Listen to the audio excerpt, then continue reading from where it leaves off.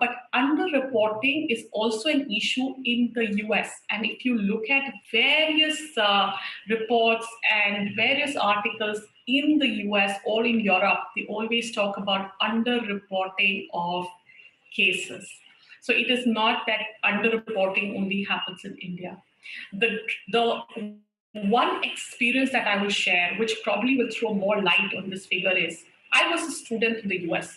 I studied in a small town called Greenville, which is in North Carolina. It's the state in the southern part of America. And I was in a university called East Carolina University. The university had a lot of residence halls or hostels, like we call in India, where people, students lived.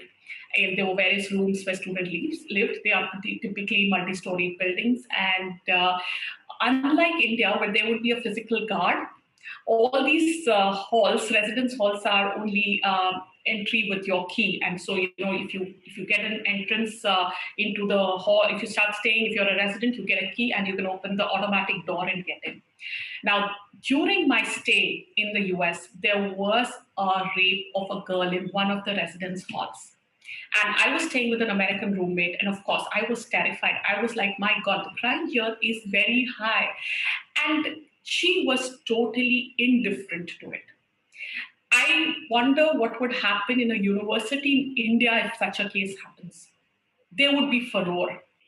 And why I'm highlighting this is because I want to bring out the difference in the culture and the mindset of people. Something like this is regarded as a very ordinary occurrence and a very ordinary crime in America. My roommate actually laughed when I told her that I was worried about the security of women in that university. She was like, oh, come on, this happens every year. Can you imagine? I cannot even imagine this in India. Here, there are a lot of hostels where they restrict the entry of women or students, and say you cannot be late after 9. You cannot enter the residence. And there's a whole lot of angle about patriarchy when that comes up. And a lot of people say, oh, that's so incorrect. How can you not allow women to be out at night? But the problem here is that if such an incident happened in India, would the parents not blame the university? Would there not be cases against the university? Would not they be totally, tried out by the media? The dean, the professors, the principal, of course, yes, because we place a very high importance on safety of women. And that's not the case in America. I don't think anybody really cared about that poor girl with whom this happened. It was soon forgotten and life went back to normal.